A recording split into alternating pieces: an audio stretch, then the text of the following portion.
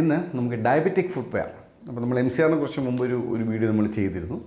അപ്പം എന്താണ് ഈ ഡയബറ്റിക് ഫുട്വെയർ എന്ന് നോക്കാം. അപ്പം ഈ ഡയബറ്റീസിന് പ്രധാനമായിട്ട് എന്ത് സംഭവിക്കുന്നു എന്ന് വെച്ചാൽ കാലക്രമേണ ഒരു ഡയബറ്റിക് രോഗിയുടെ കാലിലേക്കുള്ള അല്ലെങ്കിൽ ശരീരത്തിലേക്കുള്ള രക്തഓട്ടത്തിന് ഒരുപാട് വ്യത്യാസങ്ങൾ വരും. അപ്പോൾ കാലിലേക്കുള്ള രക്തഓട്ടം കുറയും, ന്യൂറോപ്പതീസ് പോലെയൊക്കെ വരാം, ഈ ഞരമ്പുകളുടെ സംവേദനശേഷി കുറയുക, ഇങ്ങനത്തെ കുറേ ഇഷ്യൂസ് ഇതിനകത്ത് വരും.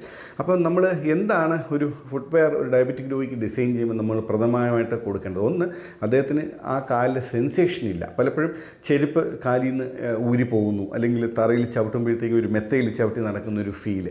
ഇതെല്ലാം ഡയബറ്റിക് രോഗികൾ പൊതുവെ പറയുന്ന ഒരു കാര്യങ്ങളാണ്. അപ്പം ഒരു പൂർണ്ണമായ ഒരു പ്രൊട്ടക്ഷൻ ആ കാലിന് കൊടുക്കണം.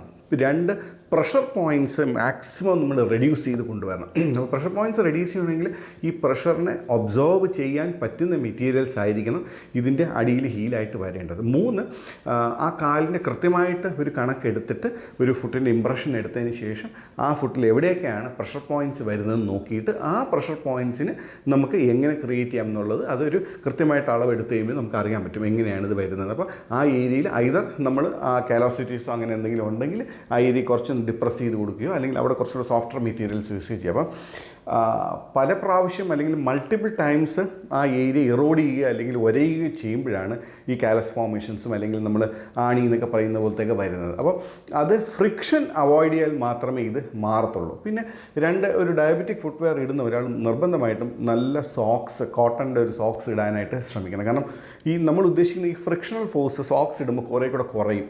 അപ്പോൾ വെറും ഒരു ഫുട്വെയറിന് പകരം ഒരു നല്ലൊരു സോക്സും കൂടെ ഇടുകയാണെങ്കിൽ നമുക്കൊരു 2 ലെയർ ഓഫ് പ്രൊട്ടക്ഷൻ കിട്ടും. അടുത്തത്, എന്താണ് ഇതിൻ്റെ സോൾ? യൂഷ്വലി നമുക്ക് MCP അല്ലെങ്കിൽ MCR ഇതാണ് നമ്മൾ സോളായിട്ട് വരുന്നത്. പിന്നെ സിന്തറ്റിക് ആയിട്ടുള്ള PUC പോലത്തെ പല വ്യത്യാസമുള്ള ഹീലുകളും സോളുകളും ഒക്കെ നമുക്ക് ഇതിനകത്ത് വരുന്നുണ്ട്. അത് ആ ഓരോ പേഷ്യൻ്റെ കണ്ടീഷൻ അനുസരിച്ചായിരിക്കും നമ്മൾ സെലക്ട് ചെയ്യുന്നത്. ഏറ്റവും ഇമ്പോർട്ടൻ്റ് എന്ന് പറയുന്നത് ഇതിൻ്റെ കവേർഡ് ആയിരിക്കണം എപ്പോഴും ഈ നമ്മുടെ ഡയബറ്റിക് ഫുട്വെയർ എന്ന് പറയുന്നത്. കാരണം വെച്ചാൽ ഈ രോഗിക്ക് എപ്പോഴും നമുക്ക് ഈ ഡിഫറൻസ് ഈ ഒരു കാര്യം തട്ടുന്നു അല്ലെങ്കിൽ ഒരയുന്നു ഡിഫറൻസ് അറിയാത്തതുകൊണ്ട് തന്നെ മറ്റൊരു കല്ലിൽ എന്തെങ്കിലും തട്ടാനുള്ള സാധ്യത കൂടുന്നുണ്ട്. അപ്പം നോർമൽ ഒരു രോഗിക്ക് ഹീൽ ചെയ്യുന്നതിൻ്റെ ഒരു ഇരട്ടിയോ അതിൽ കൂടുതലോ സമയം ഒരു ഡയബറ്റിക് രോഗിക്ക് ഒരു മുറിവ് ഉണങ്ങി കിട്ടാനായിട്ട് എടുക്കുക. അപ്പോൾ പ്രൊട്ടക്ഷൻ എന്ന് പറയുന്ന ഒരു വലിയൊരു ഇതാണ്. അപ്പോൾ നമുക്ക് ചോദിക്കാം, ഷൂസ് ഇട്ടൂടെ എന്ന് ചോദിക്കാം. ഷൂസ് ഡെഫിനറ്റ്ലി ഇടാം. പക്ഷേ ഇന്ത്യയുടെ നമ്മുടെ ഒരു ക്ലൈമാറ്റിക് കണ്ടീഷൻസിൽ ഷൂസിൻ്റെ ഒരു കുഴപ്പമെന്ന് വെച്ചാൽ ഒരുപാട് മോയ്സ്ചർ ഷൂസിനകത്ത് നിൽക്കാനുള്ള സാധ്യതയുണ്ട്. അപ്പം എയർ സർക്കുലേഷൻ കൂടിയ ഒരു ഡിസൈൻ ആയിരിക്കും എപ്പോഴും നമ്മുടെ ക്ലൈമറ്റിന് കൂടുതൽ നല്ലത്. ഷൂസ് ഡെഫിനറ്റ്ലി തണുപ്പ് കാലത്തൊക്കെ ഇടുന്നതിൽ തെറ്റില്ല, അതിന് നല്ല പ്രൊട്ടക്ഷൻ കിട്ടുകയും ചെയ്യും. പക്ഷേ ഇവിടുത്തെ 39, 40, 50 ഡിഗ്രി ടെമ്പറേച്ചറിൽ നിൽക്കുന്ന ഒരു വ്യക്തി ഷൂസ് ഇട്ട് നടക്കുന്ന, പ്രത്യേകിച്ചും വയസ്സായ ആൾക്കാർ, ശീലമുള്ളവർ കുഴപ്പമില്ലായിരിക്കും. അപ്പോൾ അത് ഒരു വശം. അപ്പോൾ മറ്റേതിൻ്റെ എപ്പോഴും ഫ്രണ്ട് കവർ ചെയ്തിരിക്കണം. ബാക്കിൽ സ്ട്രാപ്പ് വേണം. സ്ട്രാപ്പ് അഡ്ജസ്റ്റബിൾ സ്ട്രാപ്സ് ആയിരിക്കണം. ഒരു ഫിക്സഡ് സ്ട്രാപ്പ് ഒരിക്കലും ഒരു ഡയബറ്റിക് പേഷ്യൻ്റ് കൊടുക്കരുത്. കാരണം ഒരു ഓൾഡ് ഏജിലേക്ക് കിടക്കുന്ന രോഗി അല്ലെങ്കിൽ ഒരു ഡയബറ്റിക് പേഷ്യൻ്റ് എപ്പോഴും ഒരു സ്വെല്ലിങ് വരാനുള്ള സാധ്യത കാലിൽ എപ്പോഴും കാണിക്കും. അപ്പോൾ അതിനെ കവർ ചെയ്യാനായിട്ട് എപ്പോഴും അഡ്ജസ്റ്റബിൾ സ്ട്രാപ്പ് ആയിരിക്കണം കൊടുക്കുന്നത്. ഈ മെറ്റീരിയൽ കൃത്യമായിട്ട് സോഫ്റ്റ് ആയിരിക്കണം. രണ്ട്, ഇതിൽ ഏറ്റവും ഇമ്പോർട്ടൻ്റ് ആയിട്ട് ശ്രദ്ധിക്കേണ്ടത് മണൽ തരികൾ ഈ സോളിൽ എവിടെയെങ്കിലും ഇരിപ്പുണ്ടോ എന്നുള്ളത് കൃത്യമായിട്ടും എല്ലാ ദിവസവും ചെരുപ്പ് ഇടുന്നതിന് മുമ്പും ചെരുപ്പ് ഊരുന്ന സമയത്തും ഇൻസ്പെക്ട് ചെയ്തോളുക. കാരണം ഈ മെറ്റീരിയൽ സോഫ്റ്റ് ആയതുകൊണ്ട് തന്നെ മണൽത്തരികൾ ഈ മെറ്റീരിയലിൽ കുത്തിയിരിക്കാനുള്ള സാധ്യതയുണ്ട്. അപ്പം ഇത് നമ്മൾ കാലിലിടുമ്പോൾ പതുക്കെ കാലിൽ ഒരഞ്ഞ് അത് തന്നെ ഇഞ്ചുറി ഉണ്ടാക്കാനുള്ള സാധ്യതയുണ്ട്. അപ്പം നമ്മൾ പലപ്പോഴും ഡയബറ്റിക് പേഷ്യൻസ് നമ്മൾ നോക്കുന്ന ഈ അമ്പലങ്ങളിലോ അല്ലെങ്കിൽ ഓപ്പൺ എയറിലോ ഒക്കെ നടക്കാൻ പോകുന്നവർക്ക് ഒരു ഇഞ്ചുറിയുടെ ഒരു പ്രധാന റീസണായിട്ട് നമ്മൾ കാണുന്നത് ഈ മണൽത്തരികളാണ്. നമ്മൾ പല സ്ഥലത്തും ചിലപ്പോൾ നമുക്ക് ചെരുപ്പിടാൻ പറ്റിയെന്ന് വരില്ല, അല്ലെങ്കിൽ നമ്മൾ നടക്കാൻ പോകുന്നു. പക്ഷേ ഈ മണൽത്തരികൾക്ക് ഒരു വളരെ ഇമ്പോർട്ടൻറ്റ് റോളുണ്ട്. അത് ഇരുന്ന് ഫ്രിക്ഷൻ ഉണ്ടാക്കി നമ്മൾ വലിയ കാര്യങ്ങളായിരിക്കില്ല ഈ ഇഞ്ചുറി ഉണ്ടാക്കുന്നത്. അപ്പം ഈ ഒരു കാര്യം കൂടെ ശ്രദ്ധിക്കുക. ഫുട്വെയറിന് മസ്റ്റായിട്ടും ഇൻസ്പെക്ട് ചെയ്യുക, ഡെയിലി ഇൻസ്പെക്ട് ചെയ്യുക, എവിടെയെങ്കിലും ഉണ്ടോ എന്ന് നോക്കുക. രണ്ട്, ഫുട്വെയർ തേയുന്നുണ്ടോ എന്ന് നോക്കണം. ഫുട്വെയറിൽ തേയ്മാനം വരാൻ പാടില്ല. തേയ്മാനം വന്നു തുടങ്ങി കഴിഞ്ഞാൽ ഫുട്വെയർ ഡെഫിനറ്റ്ലി മാറ്റണം.